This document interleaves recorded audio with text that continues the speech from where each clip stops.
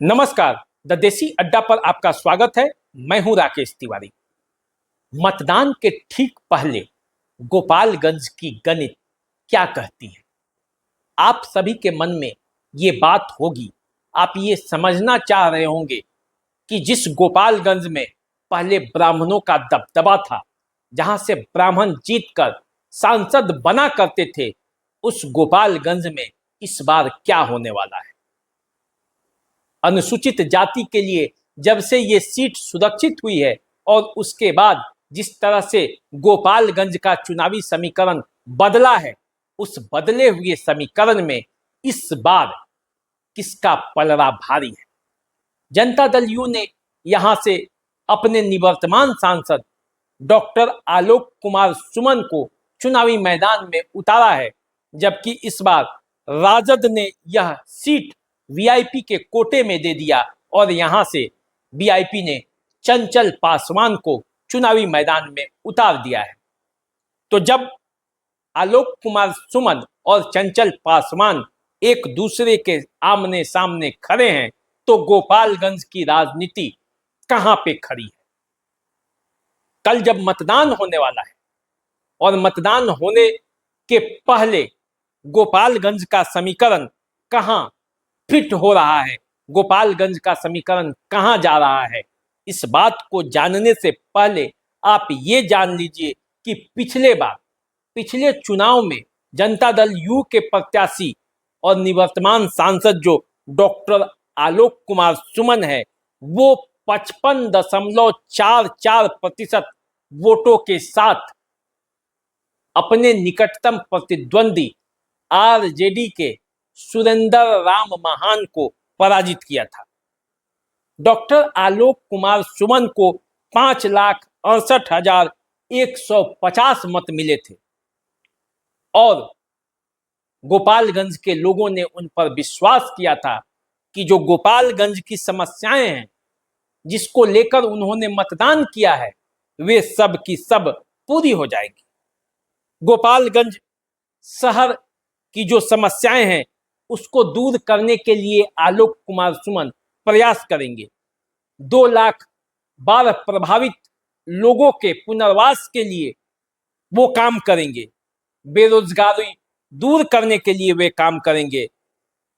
जिस स्वास्थ्य व्यवस्था की लचर व्यवस्था के कारण गोपालगंज के लोगों को गोरखपुर जाना पड़ता है, दूसरे राज्य में जाना पड़ता है, उस समस्या को दूर करेंगे, क्योंकि डॉक्टर आलोक कुमार सुमन खुद एक डॉक्टर हैं और जब वे डॉक्टर हैं तो वे स्वास्थ्य समस्याओं को बड़ी अच्छा से समझते हैं और उसी तरह से वो गोपालगंज के लोगों के लिए एक इंफ्रास्ट्रक्चर तैयार करने में सफल होंगे।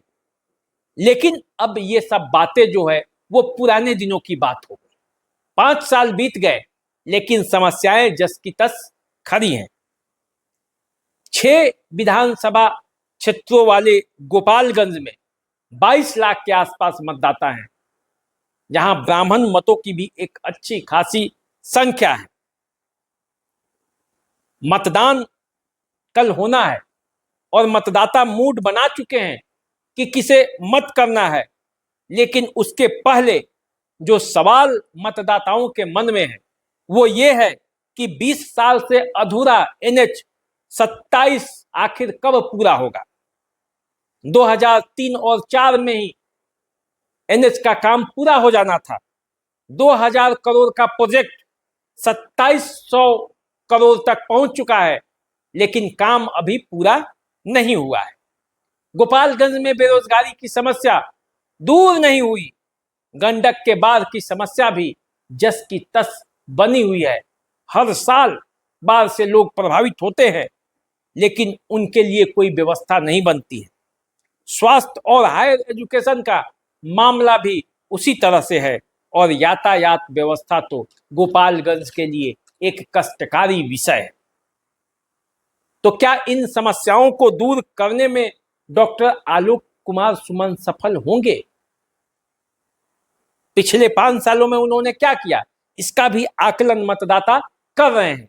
लेकिन अब जब चुनाव सर पर है तो ये नहीं देखा जा रहा है मुद्दे गौन हो चुके हैं, मुद्दों पर बात नहीं हो रही है। बात हो रही है तो जातीय समीकरण, आंकड़े, पार्टी कार्यकर्ता, वोटर, केंद्र में मोदी सरकार बनाना और अन्य बातें। मोदी पक्ष और मोदी विरोध, इन दो मतों के सहारे गोपालगंज का चुनावी नैया पार करने का जुगत लगाया जा रहा है।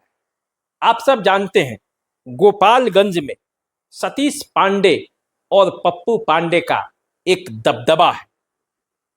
गोपालगंज ब्राह्मणों का इलाका माना जाता है क्योंकि यहाँ पे ब्राह्मण मतदाताओं की अच्छी खासी संख्या है, मुस्लिम मतदाता भी अच्छे खासी संख्या में हैं, लेकिन गोपालगंज का चुनावी समीकरण हमेशा ब्राह्मण सेट करते हैं और ब्राह्मण मतों के साथ यदि भूमिहार, राजपूत, लाला ये मिल जाएं और नीतीश कुमार का वोट बैंक जब जुड़ जाता है तो गोपालगंज में एनडीए को कोई नहीं हरा पाता है। और इसी कारण पिछले बार डॉक्टर आलोक कुमार सुमन बड़ी आसानी से जीत गए थे। इस बार भी उसी तरह का समीकरण बनते जा रहा है।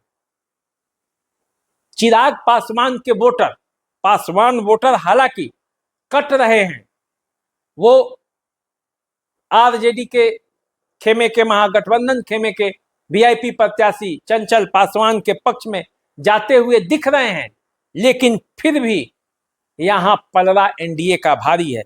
यादव मत, मुस्लिम मत और पासवानों का वोट का एक कॉम्बिनेशन बन रहा है वहां, लेकिन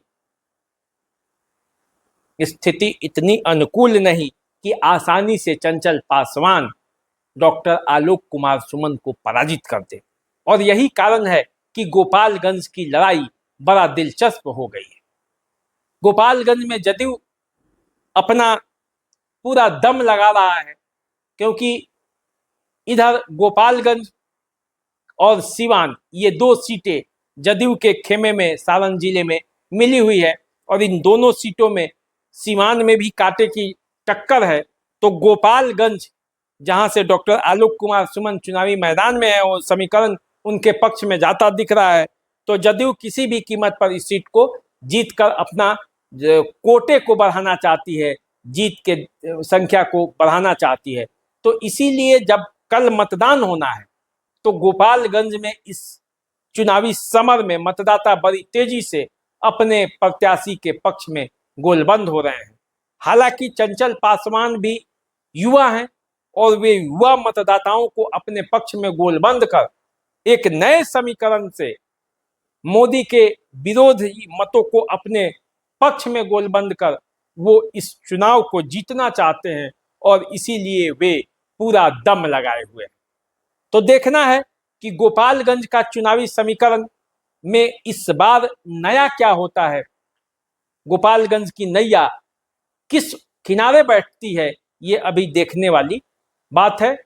लेकिन एक तो बात तय है कि कल जब मतदान केंद्र पर मतदाता पहुंचेंगे और गोपालगंज के मतदाता जब अपने लिए प्रत्याशी का चयन करेंगे, अपने लिए सांसद का चयन करेंगे, तो ये इस बात का ध्यान देंगे कि गोपालगंज की जो समस्याएं हैं उनको कौन बड़ी मजबूती के साथ ऊपर तक उठा सकता है। इस बात का ध्यान देते हुए वे मतदान करेंगे। तो क्या होगा, कैसे होगा, इसके लिए जब हम आगे आपके सामने आएंगे तो अपडेट भी बताएंगे। अभी दीजिए इजाजत, चैनल को सब्सक्राइब कर लीजिए। आपका अपना विचार क्या है वो भी हमें लिखे, कमेंट करें, बताएं, लाइक करें, शेयर करें। धन्यवाद।